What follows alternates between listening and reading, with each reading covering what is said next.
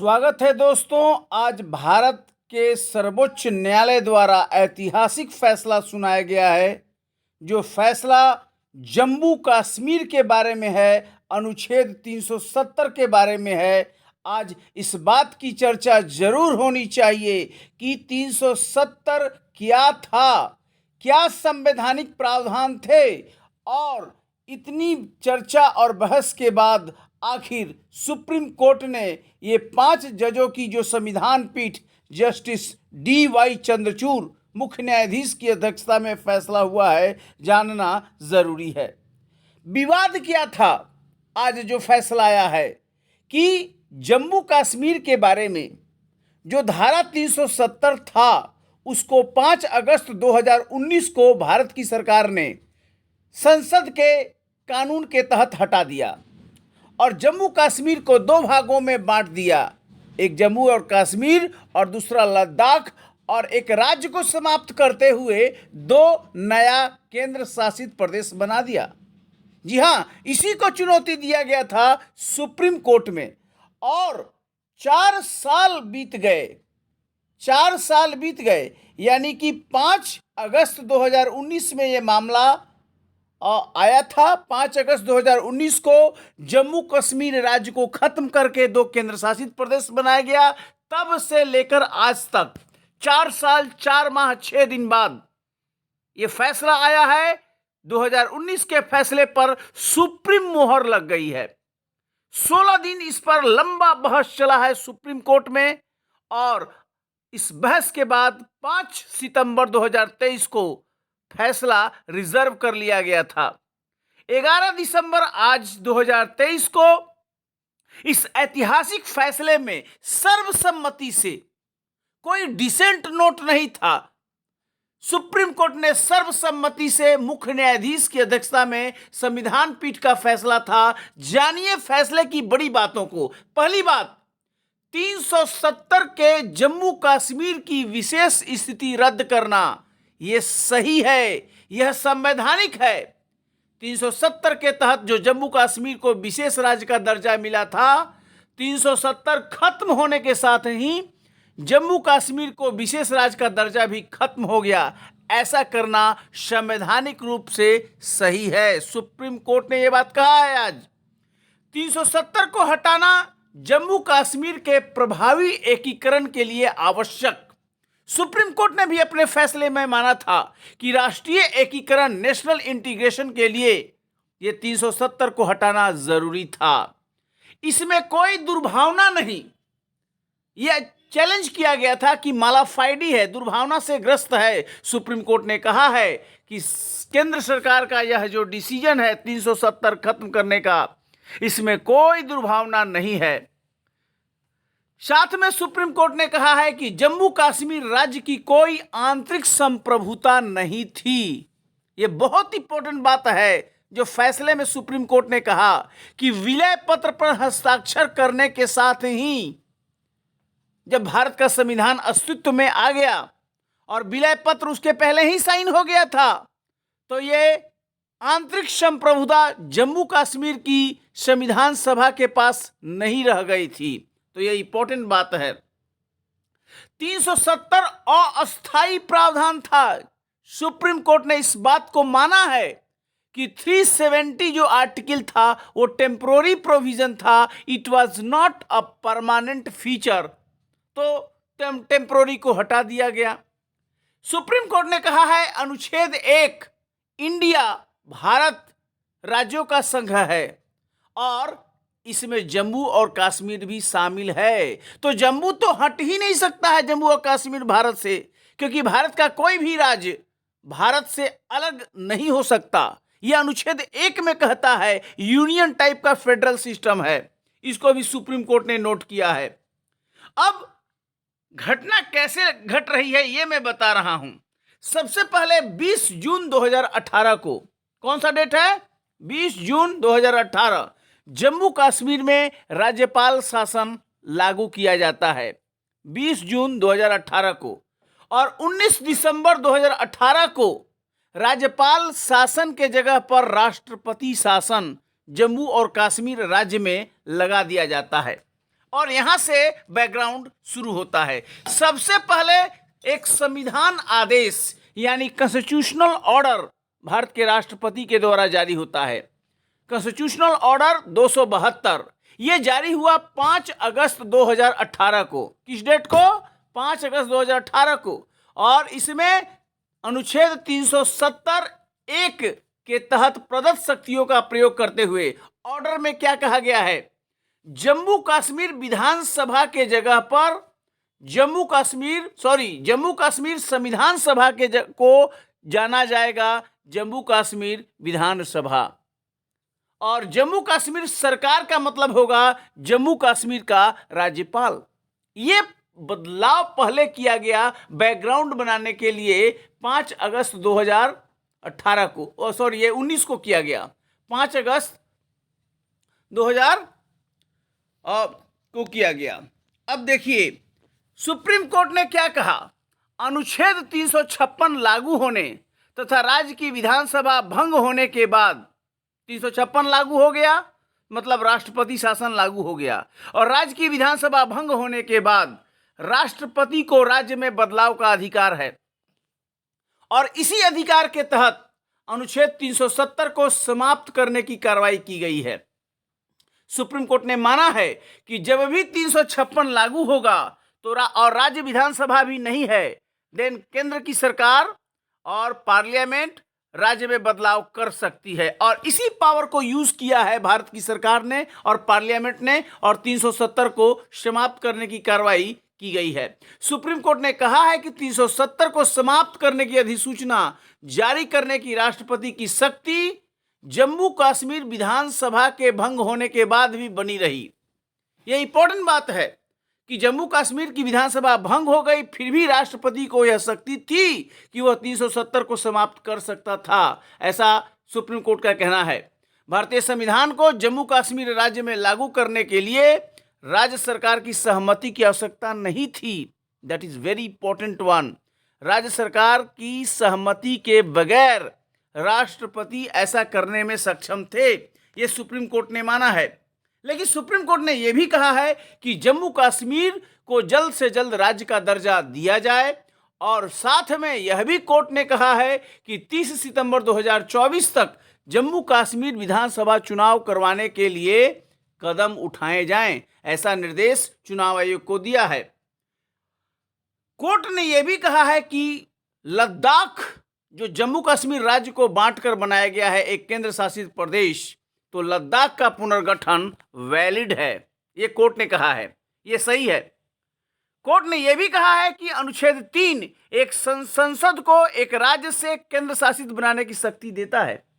यानी एक राज्य है तो उस राज्य को तोड़कर केंद्र शासित बनाया जा सकता है, यह पावर अनुच्छेद 3 में है। तो यह इंपॉर्टेंट बात है, यह संसद की शक्ति है। तो जम्मू कश्मीर पुनर्गठन अधिनियम 2019 की वैधता, जिसने जम्मू कश्मीर राज्य को जम्मू कश्मीर और लद्दाख के केंद्र शासित प्रदेशों में विभाजन किया, न्यायालय के समक्ष ये मुद्दा था। न्यायालय ने सॉलिसिटर जनरल की अपील के दलील के मद्देनजर इस बात पर फैसला नहीं सुनाया कि जम्मू कश्मीर का राज्य का दर्जा जल्द से जल्द बहाल हो जाएगा। तो ये इंपॉर्टेंट बात है। ये मुद्दा खुला रखा गया कि अनुच्छेद 3 के अनुसार पूरे राज्य को केंद्र शासित प्रदेश में बदला जा सकता है, या उस राज्य के केवल एक खंड को ही केंद्र शासित प्रदेश के रूप में बदला जा सकता है। तो ये इंपॉर्टेंट बात है। 5 जजों की पीठ में जस्टिस किशन कौल भी शामिल थे। उन्होंने अपना अलग फैसला लिखा, लेकिन मूल फैसले को, कॉमन फैसले को इंडोर्स किया, और उन्होंने कहा कि एक ट्रूथ एंड रिकंसिलिएशन कमीशन बनाई जाए जो 1980 के दशक से कश्मीर घाटी में स्टेट और नॉन स्टेट दोनों की ओर से किए गए मानवाधिकार उल्लंघन की जांच करे और उसे रिपोर्ट करे। हालांकि इन्होंने कहा कि केंद्र सरकार अपने विजडम के अनुसार इस पर फैसला ले। अब एक्सप्लेनर की बात करें, 370 क्या था? तो 370 जानना चाहिए, अब तो इतिहास बन गया, लेकिन आज वक्त है 370 को जानने का। तो 1947 में जब भारत स्वतंत्र हो गया, भारत स्वतंत्रता अधिनियम 1946 के तहत 1947 के तहत, तो ब्रिटिश उपनिवेशवाद का जब अंत हो रहा था, तो ब्रिटिश भारत को भारत और पाकिस्तान के प्रभुत्व में विभाजित कर दिया गया। भारत भी बन गया एक देश और एक पाकिस्तान बन गया। और जितने भी देशी रियासत थे उनको आज़ादी थी कि या तो वो भारत में मिल जाएं या पाकिस्तान में मिल जाएं। अधिकांश रियासत या तो भारत में मिल गए या पाकिस्तान में। जम्मू कश्मीर का थोड़ा सा अलग सिचुएशन था। यहाँ पर विलय संधि साइन किया गया, इंस्ट्रूमेंट ऑफ एक्सेशन पेश किया गया IOA, और उन रियासतों के शासकों को ब्रिटिश सर्वोच्चता के अधीन थी, भारत या पाकिस्तान में शामिल होना था। अब जम्मू कश्मीर में 26 अक्टूबर 1947, जी हाँ, यह इंपॉर्टेंट ऐतिहासिक तिथि है।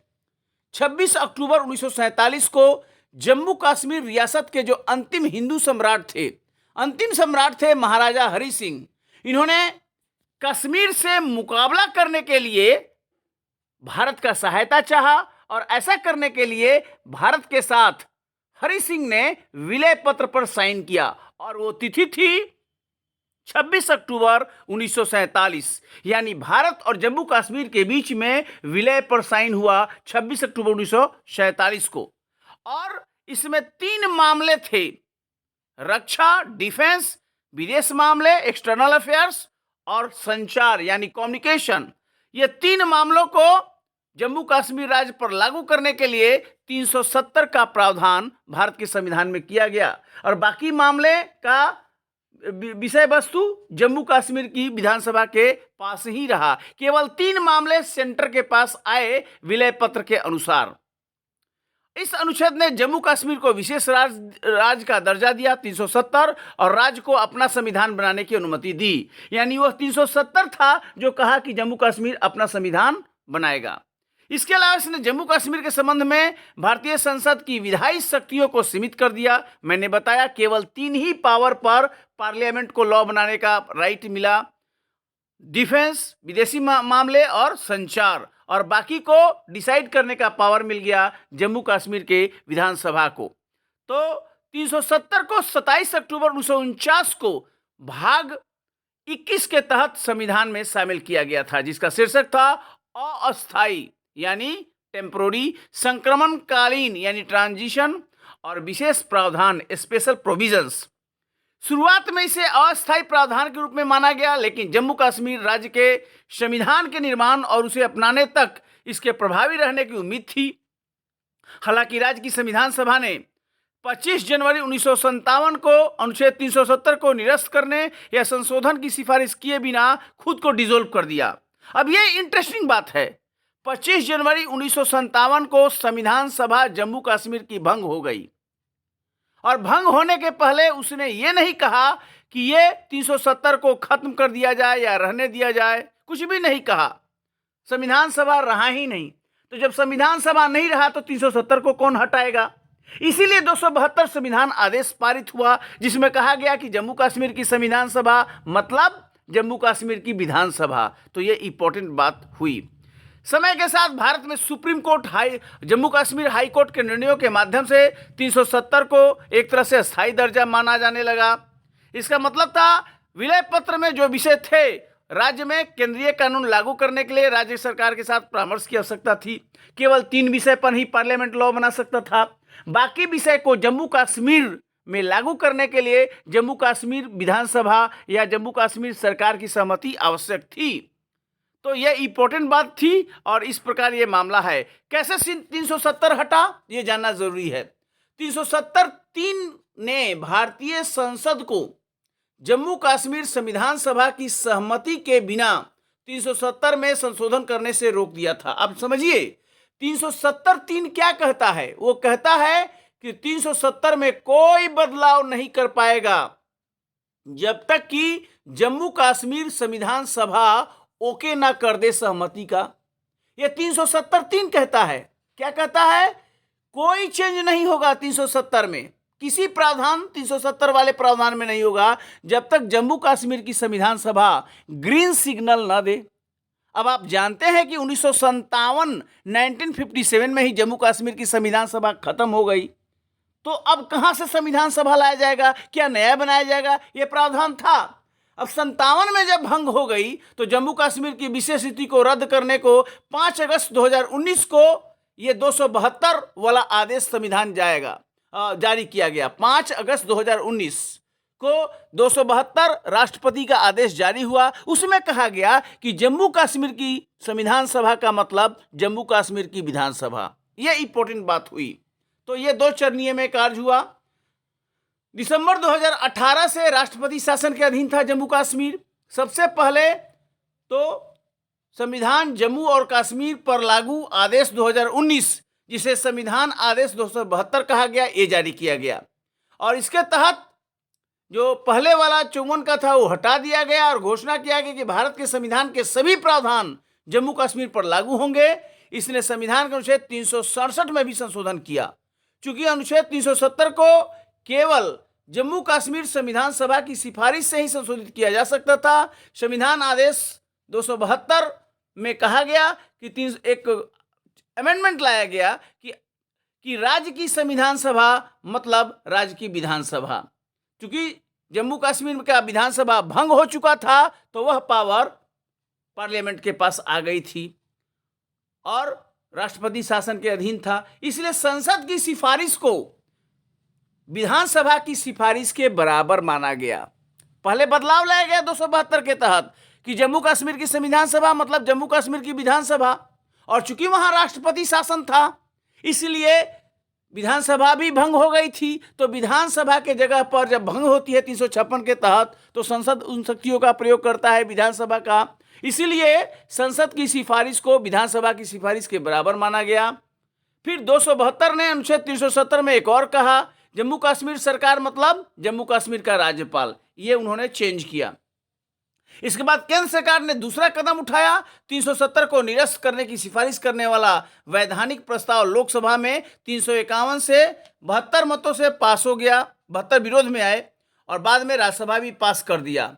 अगस्त 6, 2019 को संसद द्वारा पारित वैधानिक प्रस्ताव के आधार पर राष्ट्रपति रामनाथ कोविंद ने अधिसूचना जारी कर दी 273 और 6 अगस्त 2019 से 370 के सभी खंड लागू नहीं होंगे, ऐसा प्रावधान किया गया। और इस प्रकार जम्मू कश्मीर का जो विशेष दर्जा समाप्त कर दिया गया। 6 अगस्त 2019 से राष्ट्रपति ने इन अधिसूचनाओं को जारी करने के लिए 370(3) के तहत शक्तियों का इस्तेमाल किया।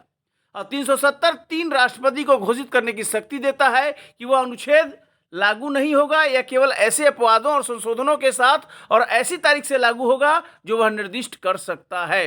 तो इस प्रकार ये सारा मामला आया। तो कुल मिलाकर इसी विवाद को, ये जो 272 और 273 जारी हुआ, उस पर सुप्रीम कोर्ट ने फैसला किया है कि यह जो है ये सही है, एकीकरण के लिए आवश्यक था, इसमें कोई दुर्भावना नहीं है। जम्मू कश्मीर 370 कभी परमानेंट था ही नहीं, ये अस्थायी प्रावधान था और आंतरिक संप्रभुता नहीं थी। ये इंपॉर्टेंट बात सुप्रीम कोर्ट द्वारा कहा गया है। और 272 के तहत बदलाव हुआ उसको भी ओके माना और 273 के तहत जो हुआ उसको भी ओके माना। तो कुल मिलाकर आज एक महत्वपूर्ण फैसला सुप्रीम कोर्ट का मील का पत्थर माना जाएगा कि आज जम्मू कश्मीर भारत का सही अर्थों में एक अभिन्न अंग बन गया है।